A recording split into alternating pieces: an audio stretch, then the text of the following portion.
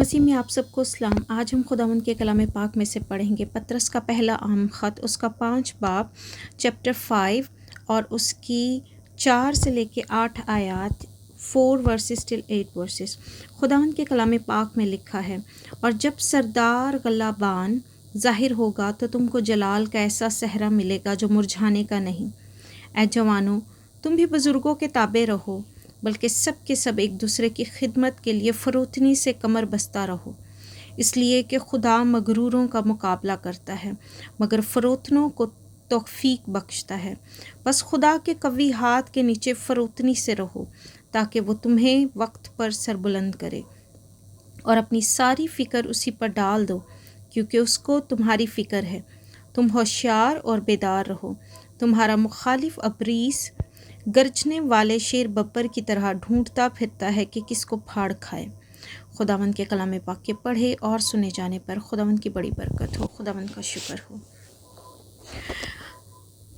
آج ہم خداوند کے کلام میں سے جو پڑھنے کے لیے جا رہے ہیں، خداوند سے اس کے لیے سمجھ مانگیں،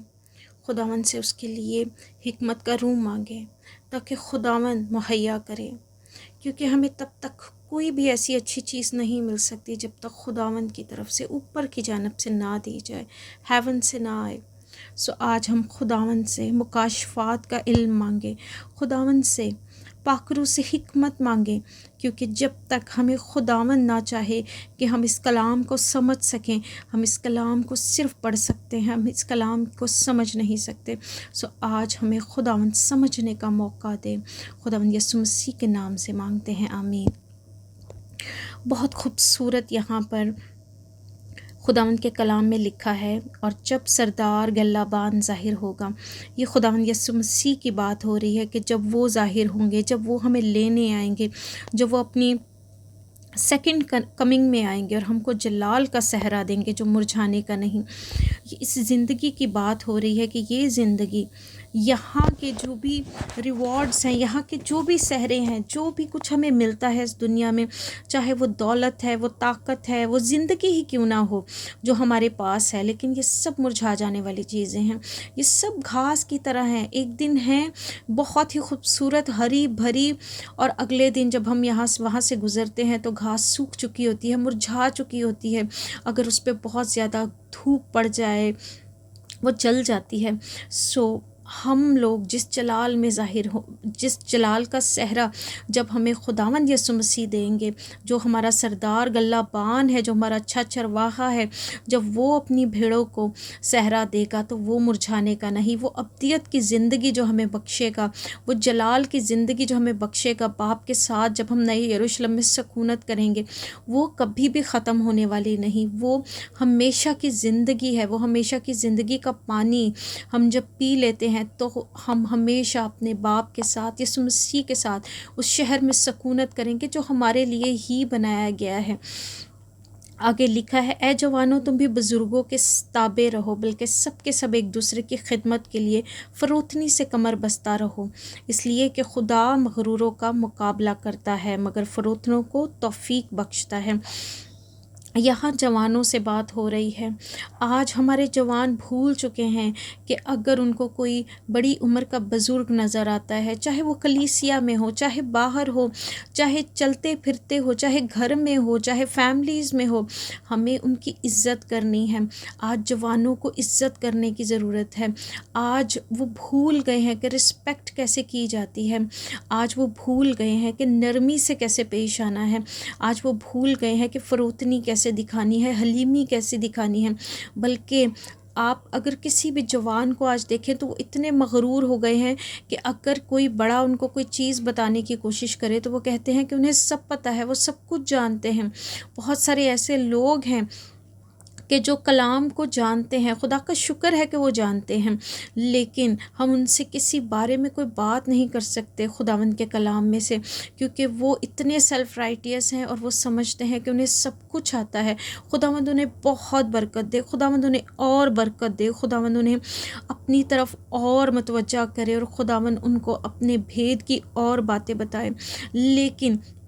اسپرچول پرائڈ ان کے اندر نہ آئے، ہم ان کے لیے دعا کریں، ہم ان کو خداوند کے حضور رکھیں، ہم ان سے ناراض نہ ہوں کیونکہ شاید وہ نہیں جانتے کہ وہ کیا کرتے ہیں۔ سو ہم اپنے خداوند کی طرف مڑیں اور اپنے خداوند سے جو ہے ان سب چیزوں کے لیے دعا کریں، کیونکہ دعا ہی ان سب چیزوں کا حل ہے۔ خداوند یسوع مسیح نے کہا کہ جاگتے رہو اور دعا کرتے رہو تاکہ آزمائش میں نہ پڑو۔ آج جوانوں نے دعا کرنا چھوڑ دی ہوئی ہے، اسی لیے ان میں مغروری آ گئی ہے، اسی لیے ان میں ہر قسم کی پرائیڈ اور برائیاں آ گئی ہیں۔ پرائیڈ جو کہ پہلا گناہ ہے اس دنیا کا، بہت ہی بڑا گناہ ہے خداوند کی نظر میں، اور خداوند کو بالکل پسند نہیں۔ اور اتنا صاف لکھا ہے کہ خداوند مغروروں کا مقابلہ کرتا ہے۔ میرے عزیزو، وہاں کون کھڑا رہ سکتا ہے جہاں خداوند مقابلہ کرنے پہ آ جائے؟ ہم خداوند سے فضل مانگیں، ہم خداوند کے آگے جھک جائیں اور خداوند سے کہیں کہ خداوند تو ہمیں بھی بچا تاکہ ہم میں کسی بھی قسم کا تکبر کا خمیر نہ آنے پائے۔ ہم جھکے رہیں، حلیم ہو جائیں، کیونکہ ہم کچھ بھی نہیں جانتے، ہم تو خاک سے بنے ہوئے ہیں، ہم کیسے اس ہستی کو جان سکتے ہیں؟ ہم تو تھوڑا تھوڑا ہر روز جاننے کی کوشش کرتے ہیں۔ ہمارا خداوند اور پاک روح ہمیں ان سمندر کی گہرائیوں میں آہستہ آہستہ لے جا رہا ہے جس کو ہم کلام کہتے ہیں،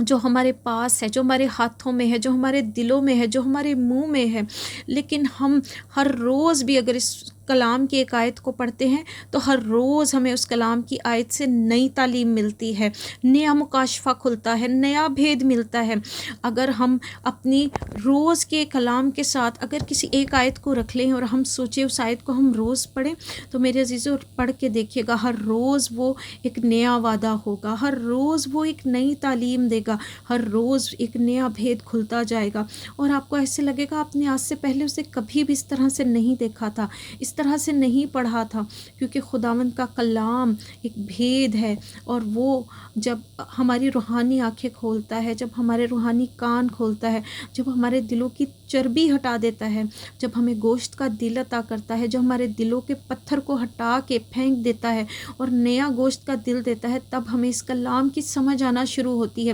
لیکن ہم میں سے کوئی بھی کامل نہیں کہ اس کلام کو پورے طریقے سے سمجھ سکے۔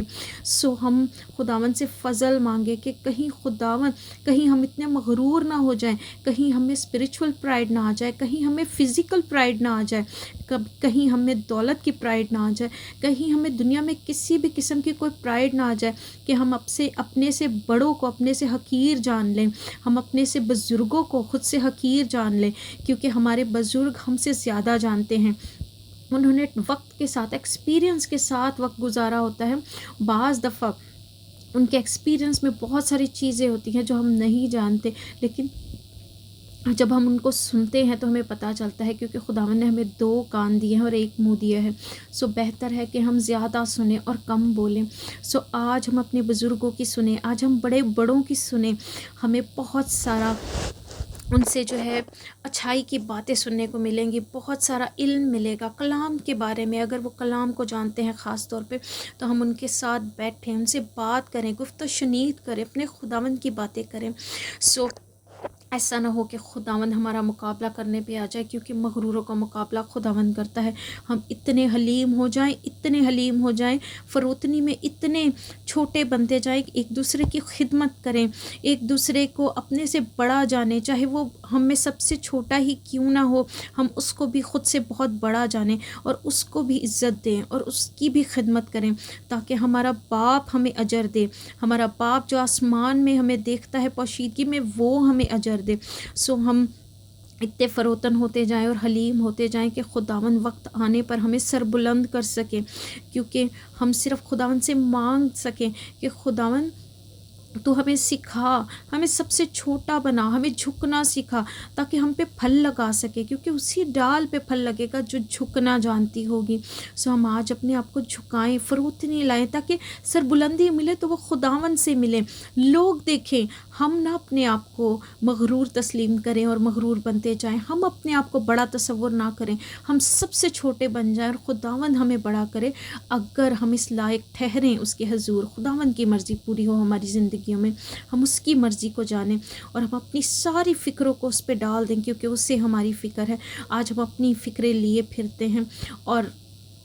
خداوند کے آگے بھی جب دعا کرتے ہیں تو اپنی ساری فکروں کو بیان کرتے ہیں، دنیا میں بھی کسی کے ساتھ بھی بات کرتے ہیں تو یہ نہیں کہتے کہ خداوند کا شکر ہے آج میں زندہ ہوں، آج میں سلامت ہوں، آج میں کلام پڑھنے کے قابل ہوا،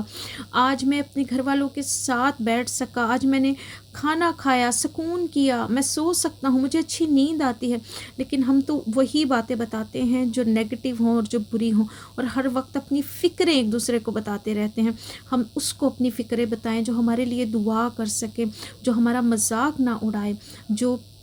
خدا کا بندہ ہو، تاکہ وہ ان چیزوں کو جو ہے خداوند کی طرف رکھے اور وہ ہمارے ساتھ مل کے دعا کرے، اور ہم اپنے مسئلوں سے اور اپنی فکروں سے نجات پائیں، اور ہم اپنے خداوند سے جڑ جائیں، کیونکہ خداوند ہم سب سے بات کرنا چاہتا ہے، آج ہم سب کی فکریں اٹھانا چاہتا ہے۔ ہم اس کا جوا لے لیں، وہ بڑا ملائم ہے، تاکہ ہم سکون کی زندگی گزار سکیں۔ اگر ہم سکون کی زندگی نہ بھی گزار سکیں، ہماری مشکلات میں بھی وہ ہمیں سکون دے دے گا، ہماری مشکلات میں بھی وہ ہمیں تسلی بخش دے گا، وہ اپنا شالوم دے دے گا۔ ہم طوفانوں اور مشکلوں میں بھی ہنستے رہیں گے اور خداوند سے کہیں گے کہ خداوند تیرا شکر ہو، جس حال میں تو نے رکھا ہم تیرا شکر کرتے ہیں کہ ہم زندہ ہیں اور اس زمین پر ہیں۔ جب تک ہم رہیں تیرے نام سے رہیں اور تیری مرضی کو بجا لاتے رہیں، تیری مرضی کو پورا کرتے رہیں، کیونکہ ہم اسی لیے اس دنیا میں آئے ہیں کہ ہم تیری مرضی کو پورا کریں۔ کیونکہ مخالف ابلیس تو گرجنے والے شیر بپر کی طرح ڈھونڈتا پھرتا ہے، وہ تو چاہتا ہے کہ ہم کوئی بھی بری بات کہیں خدا کے بارے میں،